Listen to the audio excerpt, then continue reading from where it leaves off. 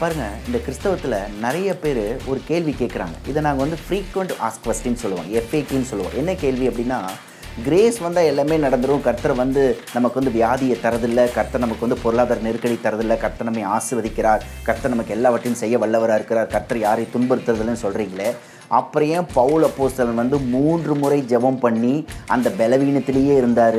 அவருக்கு ஏன் உடல் சுகமாகலை? அவர் கிரேஸை ரொம்ப பெரிய ஒரு ரெவலேஷனோட பேசினார். பவுல் அப்போஸ்தலனுக்கே இப்படி நடந்தது.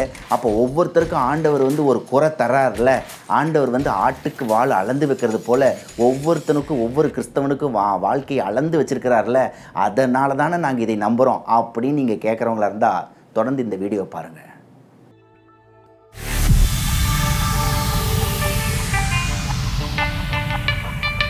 Praise the Lord. Welcome to good life mission. This is pastor Rajan. இன்றைக்கு கர்த்தர் கொடுக்கிறதான வாழ்வு தரும் வார்த்தையில் உங்கள் யாவரும் நாங்கள் வாழ்த்தி அன்போடு கூட வரவேற்கிறோம்.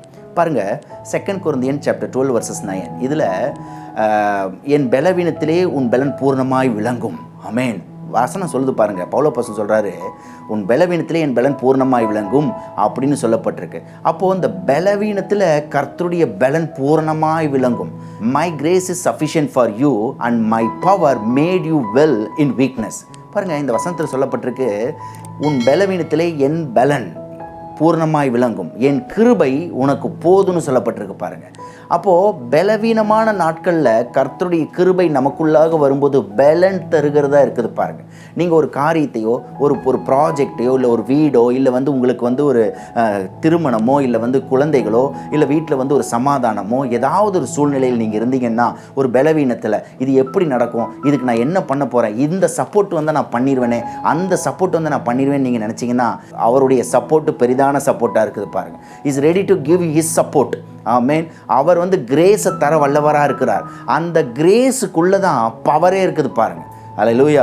நிறைய பேர் பவர் வந்து டவருக்குள்ளே பார்க்குறாங்க. டவரில் போனால் கிடைக்குமா பவர் அப்படின்னு நினைக்கிறாங்க. டவருக்கெலாம் போனால் பவர் கிடைக்காது, கிரேஸுக்குள்ளே தான் பவர் இருக்குது. கர்த்தர் கல்வாரி சிலுவையிலே எனக்காக என்ன செய்திருக்கிறார், அவர் எனக்காக செய்து முடித்த காரியங்கள் என்ன அப்படின்னு நினைக்க பார்க்க அந்த கிரேஸ் நமக்குள்ளே வரும்போது பார்த்தீங்கன்னா ஒரு புது பலன் வருது. பாருங்கள், ஆமென்.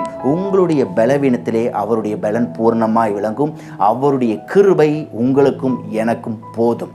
இந்த கிருபை மேலே கிருபையை நம்மை வெற்றி சிறக்க பண்ணுகிறார். ஆமென். If you want to have the prayer support and counseling from us, please do call the below said number and God bless you and God be with you all.